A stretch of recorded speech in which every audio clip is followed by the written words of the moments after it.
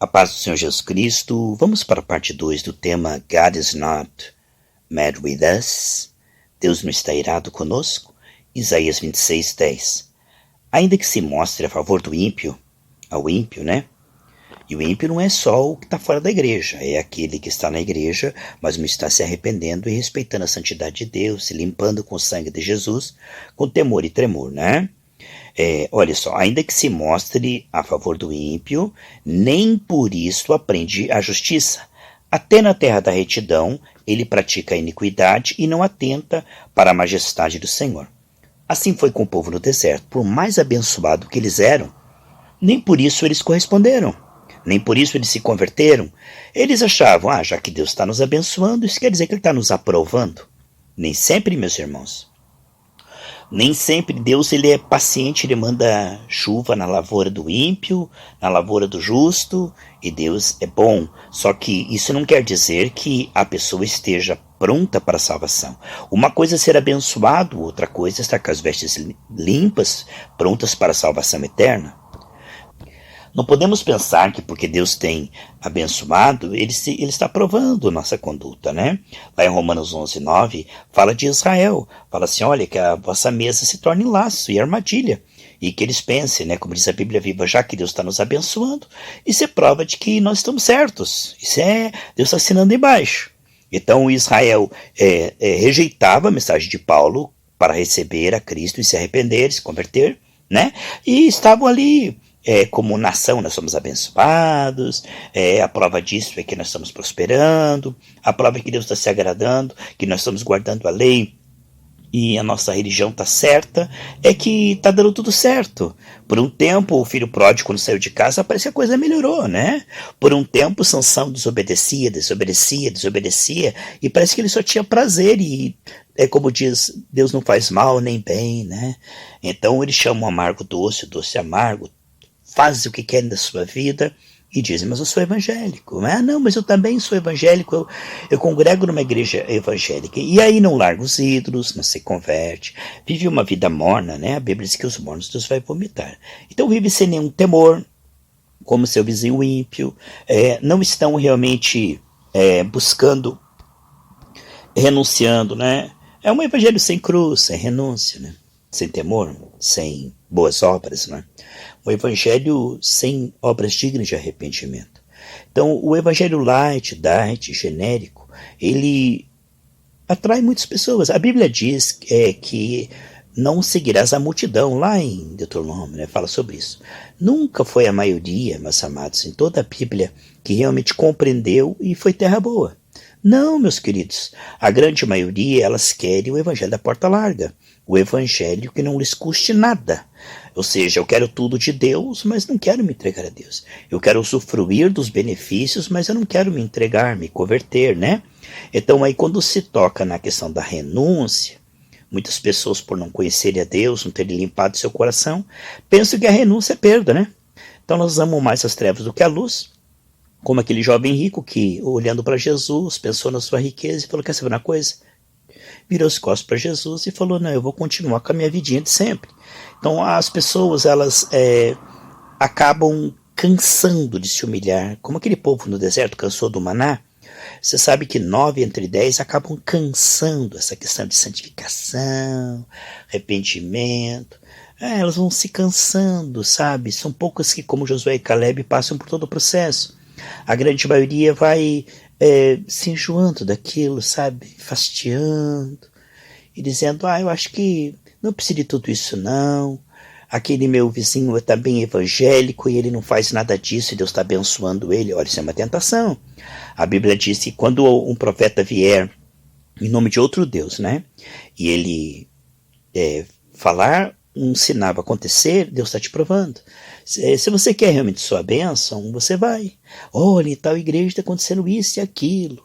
Mas não é uma porta estreita de santificação, não renúncia. É uma igreja misturada com mundanismo. Está acontecendo milagres, então está sendo provado, entendeu? É uma prova para o crente que está ali na porta estreita, buscando a Deus por muito tempo, como Abraão, e não viu nenhum resultado. De repente, ouve que tem uma fórmula mágica aí e tal, e a pessoa fala, eu quero esse atalho. Mas Jesus diz que não entra pela porta da santificação, é ladrão e salteador. Então, nós vemos que esse evangelho batedor de carteira, né, de Deus, esse evangelho que se apressa, né? Não é bom apressar-se e errar o caminho. A bênção antes da hora não será bênção. Então, há um nível seguro onde Deus está nos estruturando.